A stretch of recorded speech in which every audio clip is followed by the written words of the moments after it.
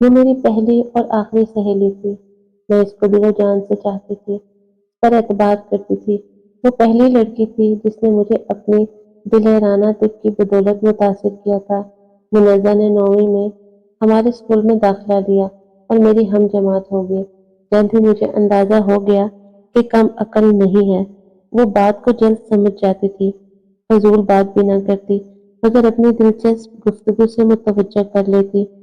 کچھ تیز ترار بلکہ بولڈ کہوں تو بے جانا ہوگا۔ اس سے قبل میری کوئی سہیلی نہ تھی۔ میں دوست بنانے سے یوں ڈرتی تھی کہ امی کہتی تھی سہیلیاں سوچ سمجھ کر بنایا کرو اور سہیلیوں پر زیادہ اعتماد مت کرنا۔ دراصل امی شکی مزاج تھی۔ وہ مجھ سے ملنے والی لڑکیوں کو جانچتی اور ان سے میرے میل جول پر کڑی نظر رکھتی۔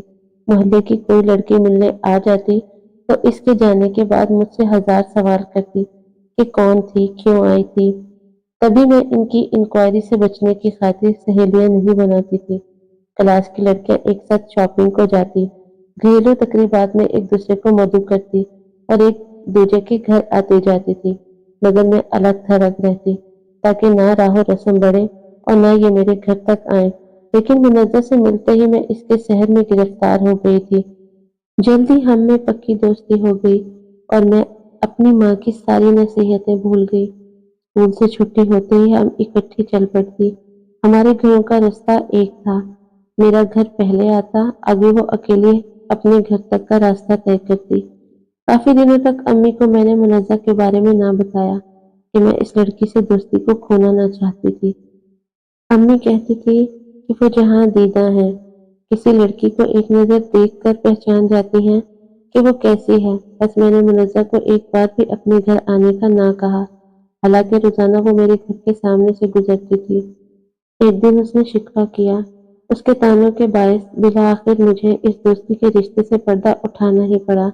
امی کو منزہ کے بارے میں بتا دیا اور کہا کہ کس دن اس کو گھر لے آؤں گی، مگر حسب عادت ماں نے سوالات سے پریشان کر دیا تو میں رو پڑی۔ امی سے کہہ دیا، ماں یہ کیسا ستم ہے کہ آپ مجھ کو میری ہم عمر لڑکیوں سے دور رکھنا چاہتی ہیں۔ کس جرم کی سزا میں تن تنہا رہوں جبکہ میری کوئی بہن بھی نہیں ہے۔ میرے رونے پہ امی کا دل نرم ہو گیا۔ اچھا ٹھیک ہے، تم اس کو گھر لے آؤ، میں منزہ کو دیکھ لوں گی، تو بے شک پھر تم اس کے گھر بھی چلی جانا، مجھے کوئی اعتراض نہ ہوگا۔ بس ذرا محتاط رہنا، آج کی سہیلیوں کا کچھ بھروسہ نہیں، غلط قسم کی لڑکی سے دوستی ہو جائے تو زندگی برباد ہو سکتی ہے۔ ماں نے پھر وہی بات دہرائی جس سے میں چڑھتی تھی۔ میں نے سر پکڑ لیا۔ تبھی امی نے مجھ کو پیار کیا، منایا اور اس دن کے بعد انہوں نے مجھ کو پھر کبھی اس بارے میں کچھ نہ کہا۔ یوں میری اور منزہ کی سنگت بے خوف و خطر ایک خاص نہج پر چل نکلی۔ پھر تو وہ میری زندگی کا لازمی حصہ بن گئی، میری خوشیوں کی ساتھی۔ اب میں اسے اپنے دل کی ہر بات بتا دیتی تھی۔ یوں لگتا کہ اس کی خاطر اسکول جاتی ہوں، تبھی بخار میں بھی چھٹی کرنے کو دل نہ کرتا۔ جس روز وہ اسکول نہ آتی میرا دن بہت برا گزرتا، اور جس روز کسی وجہ سے مجھ کو چھٹی کرنا پڑتی وہ گھبرا کر چھٹی کے بعد میرے گھر چلی آتی۔ منزہ ایک غریب گھرانے سے تعلق رکھتی تھی، جبکہ میرا تعلق ایک کھاتے پیتے گھر سے تھا۔ ہم ایک چھوٹے سے شہر میں رہتے تھے۔ میرے والد صاحب کی اس شہر میں بہت عزت تھی۔ وہ ایک شریف آدمی تھے، کسی سے تلخ بات نہ کرتے، کبھی کسی سے جھگڑتے نہ تھے۔ ہم کو خوش و آسودہ حال دیکھنے کے لیے دن رات محنت میں مگن رہتے۔ تبھی ہمارا گھر سکون کا گہوارہ تھا، لیکن اس پرسکون گھر پر بجلی گرائی بھی تو کس نے؟ وہی جو میری پہلی اور آخری دوست بنی تھی اور جس کا نام منزہ تھا۔ ہم نے میٹرک کے بعد اکٹھے کالج میں داخلہ لے لیا۔ ایک دن میں کالج جانے کے لیے نکلی تو دروازے پر منزہ مل گئی۔ وہ روز ہی میرے گھر کے دروازے پر دستک دیتی تھی اور میں اس کے ساتھ کالج چلی جاتی تھی۔ اس روز اس کو آنے میں ذرا دیر ہوئی تو میں کالج جانے کو نکل پڑی، تبھی مٹ بھیڑ ہو گئی۔ وہ بولی، آج اکیلی ہی چل دی؟ میں سمجھی تم آج نہیں جا رہی، آنے میں اتنی دیر جو کر دی، انتظار تو کرتی، اپنی طرف سے سمجھ لیا، اس نے شکوہ کیا۔ خیر ہم حسب معمول باتیں کرتی کالج پہنچ گئی۔ تیسرا پیریڈ فری تھا، سوچا کینٹین جا کر کچھ کھا لیتے ہیں۔ ہم نے چائے پی اور جب میں نے بل ادا کرنے کے لیے بیگ کھولا تو اس میں ایک لفافہ رکھا دیکھا، نکالا تو کچھ بھاری لگا۔ میں نے اسے بیگ میں واپس ڈال دیا۔ کہ بعد میں دیکھوں گی۔ بل ادا کر کے ہم کلاس میں آ گئے۔ جب پیریڈ ختم ہوا تو میں نے جلدی سے باہر نکلی اور گراؤنڈ کے ایک کونے میں بیٹھ گئی۔ بیگ سے لفافہ نکال کر کھولا تو ایک خط، ایک لڑکے کی تصویر نکلی۔ حیران رہ گئی کہ یہ لفافہ میرے بیگ میں کہاں سے آ گیا ہے۔ خیر میں نے خط کو پڑھنا شروع کیا۔ جو جو عبارت پڑھتی جاتی تھی حیرت میں اضافہ ہوتا جاتا تھا۔ اس دوران منزہ مجھ کو تلاش کرتی وہاں آ گئی اور مجھے پریشان دیکھ کر بولی، نیلو کیا بات ہے، کیوں پریشان ہو؟ تبھی میں نے خط اور تصویر سامنے کر دی کہ خدا جانے یہ کس کا خط اور فوٹو ہے، لیکن حیرت کی بات یہ ہے کہ یہ میرے بیگ سے نکلے ہیں۔ اس پر وہ کہنے لگی، اچھا تو تم نے کسی سے ناطہ جوڑ لیا ہے؟ نہیں منزہ، میں نے کسی سے ناطہ نہیں جوڑا ہے، بلکہ میں تو پریشان ہوں کہ آخر یہ ہے کون؟ ابھی میں اور کچھ کہنے والی تھی کہ اس نے میری بات کاٹ دی۔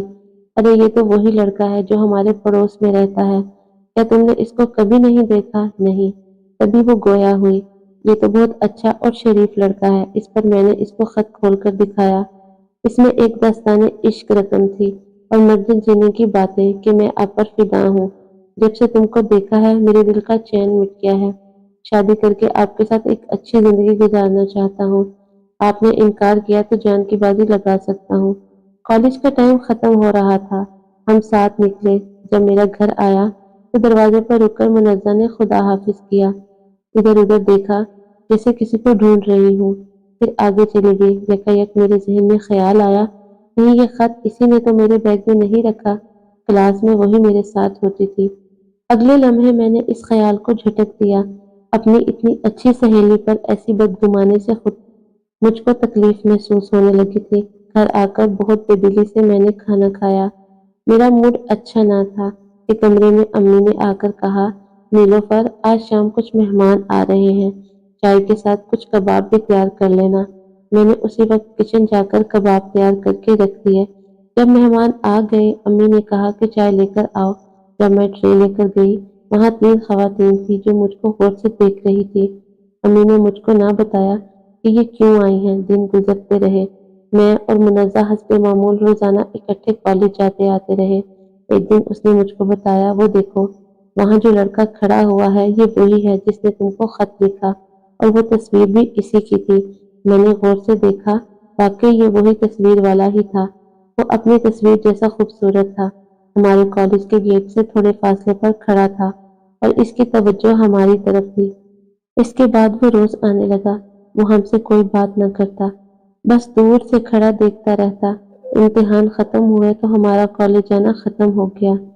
میں سارا وقت گھر میں رہتی، کبھی کبھی منزہ آ جاتی تب وہ مجھے کچھ نہ کچھ اس لڑکے کے بارے میں بتاتی رہتی، زیادہ تر اس کی تعریف کرتی تھی۔ ایک دن اس نے کہا کہ اے بے خبر، یہ لڑکا یوں ہی نہیں آتا، اس کے گھر سے عورتیں تمہارا رشتہ لینے آ چکی ہیں۔ اس نے تصویر بھی اسی وجہ سے تم تک پہنچائی ہے تاکہ تم بھی اس کو ایک نظر دیکھ کر پسند کر لو۔ اس نے اپنی ماں اور بہنوں کو تمہارے گھر خود بھیجا تھا اور وہ تم کو پسند بھی کر چکی ہیں۔ اب انہوں نے بات ٹال دی ہے، اب تمہاری امی کے جواب کا انتظار ہے۔ انہوں نے کہا کہ سوچ کر کچھ دنوں بعد جواب دیں گی۔ اس لڑکے کا نام نوشیروان تھا، یہ بھی منزہ نے ہی بتایا تھا۔ اس کے بعد تو وہ اس لڑکے کے بارے میں معلومات کا ذریعہ بن گئی۔ اس بار جب وہ خواتین آئی اور انہوں نے مجھ سے باتیں کی تو مجھ کو اچھی لگی۔ میں جان چکی تھی کہ وہ نوشیروان کے گھر سے آئی ہیں۔ میں تھوڑی دیر بعد وہاں سے اٹھ گئی۔ مجھ کو معلوم نہ تھا کہ امی کی ان کے ساتھ کیا باتیں ہوئی تھی۔ بہرحال ان خواتین کے بار بار ہمارے گھر آنے جانے سے میرے دل میں نوشیروان کے لیے جگہ بن گئی۔ اب میں از خود اس کے بارے میں سوچ بچار کرنے لگی۔ منزہ نے ان سوچوں میں زیادہ آگ لگائی، میرے دل میں شوق پیدا کیا۔ اس کی باتوں نے میرے اندر سوئے ہوئے جذبوں کو جگایا، گویا جلدی پر تیل کا کام کیا۔ جب وہ آتی کہتی، نیلو شیروان تم پر مرتا ہے، دیکھو اس کا دل نہیں توڑنا، کسی کا دل توڑنے سے رب روٹھ جاتا ہے۔ اب وہ اصرار کرنے لگی کہ تم نوشیروان کو خط لکھو، اس خط کا ہی جواب لکھ دو جو اس نے تم کو لکھا تھا۔ میری سمجھ میں نہ آتا تھا کیا کروں، ان دنوں سیل فون تو تھے نہیں، خط میں لکھنا نہ چاہتی تھی۔ منزہ نے مجھے آمادہ کرتی رہی، اس کو خط لکھو، اور میں نے بالآخر خط لکھ کر دے دیا۔ اب وہ میرا خط اس تک اور اس کا مجھ تک پہنچانے لگی۔ 2-4 بار خط لکھنے کے بعد میں نے مزید خط لکھنے سے انکار کر دیا۔ وہ बोली, तुम्हारी अम्मी ने तो हाँ कर दी है, अब तुमको डर किस बात का है। गर्ज वो उसकी बातें मुझ तक और मेरी बातें उस तक पहुंचाने लगी। इसके बाद भी नौशेरवां की वालिदा और बहनें मुतअद्दिद बार आईं, यहाँ तक कि घर में शादी के तज़किरे होने लगे और मुझे इल्म हो गया कि नौशेरवान से मेरी बात पक्की हो गई है। अब कश्ती किनारे लगने वाली थी और मैं नौशेरवां की होने वाली थी। तभी मेरे दिल में बगैर मिले ही खुद ब खुद इसके लिए मोहब्बत के जज्बात पैदा हो गए और मैं इसके ख्यालों में रहने लगी। क्या खबर थी कि जिसने बागबान बनकर मेरे दिल में मोहब्बत का चमन खिलाया है, वही आगे बढ़कर इस बाग को आग लगा देगी और हमारी जन्नत लूट लेगी। मैं तो नौशेरवां से कभी न मिली थी। मुझको घर से कदम बाहर रखने की इजाजत ही कब थी, मगर मुनज़्ज़ा तो रोज उससे मिलती थी। नौशेरवान इसके पड़ोस में रहता था। पहले वो मेरे बहाने से मिलती थी, फिर अपने बहाने से मिलने लगी।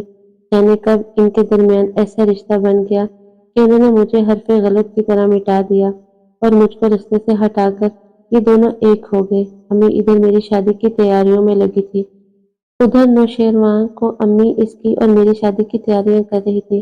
किसी को खबर ना थी के दरमियान में क्या हो चुका है। जिसने खुद अपने घर वालों को मेरे घर रिश्ते के लिए भेजा, उसने खुद इनकार भी कर दिया। नौशेरवान की वालिदा और बहनें इतनी शर्मिंदा हुई कि हमारे घर ये बताने भी ना आए कि इनके लड़के ने तुम्हारी लड़की से शादी से इनकार कर दिया है। एक दिन जब मैं अपने दुपट्टा गोटा टांग रही थी, मेरी दोस्त हंसती मुस्कुराती आई और पूछा, क्यों दुपट्टे पर गोटा टांग रही हो, कब शादी हो रही है तुम्हारी। मैं समझी कि वो मुझे मुबारकबाद देने आई है। मुझको क्या खबर कि वो मेरे अरमानों पर बिजलियां गिराने आई है। जितनी देर बैठी रही, इधर उधर की बातें करती रही, लेकिन इसने मुझे नौशेरवान के नाम से नहीं छेड़ा, जबकि मैं मुंतजिर थी कि वो इसका जिक्र करेगी, इसका कोई पैगाम देगी, लेकिन उसने नौशेरवान का नाम तक न लिया। मैंने बहाने से इसको वो जोड़े दिखाए जो अम्मी ने मेरे जहेज के लिए खरीदे थे। वो ज़ेरेला मुस्कुराती उठकर चल दी, मुबारकबाद भी न दी, अलबत्ता जाते हुए एक लिफाफा मेरी मेज पर रख दिया। कहने लगी, मेरे जाने के बाद उठाकर देख लेना, सरप्राइज है तुम्हारे लिए। उसके जाने के बाद मैंने वो लिफाफा खोला। इसमें दावतनामा था शादी का। नाम पढ़कर मेरे हाथ कांपने लगे और आंखों तले अंधेरा छा गया। मैं बिस्तर पर गिर गई। कितनी संग दिल थी वो। मुझ पर कैसा वार उसने किया था। ये इसकी और नौशेरवान की शादी का कार्ड था। वो मुझे अपनी शादी का बुलावा देने आई थी। वो जो गहरी दोस्त थी मेरी। जिस कदर दुख इसकी इस हरकत से हुआ, इस कदर दुख कभी किसी बात से ना हुआ था। आज माँ की बातें और नसीहतें याद आई। कितना सच कहती थी वो कि सोच समझ कर दोस्त बनाना और कभी किसी सहेली पर ज्यादा भरोसा ना करना। बरसों गुजर गए इस बात को। अब कभी सोचती हूँ, एक मुनज़्ज़ा ही ऐसी दोस्त थी। क्या वाकई दोस्त ऐसे ही होते हैं? ये आज तक समझ ना पाई।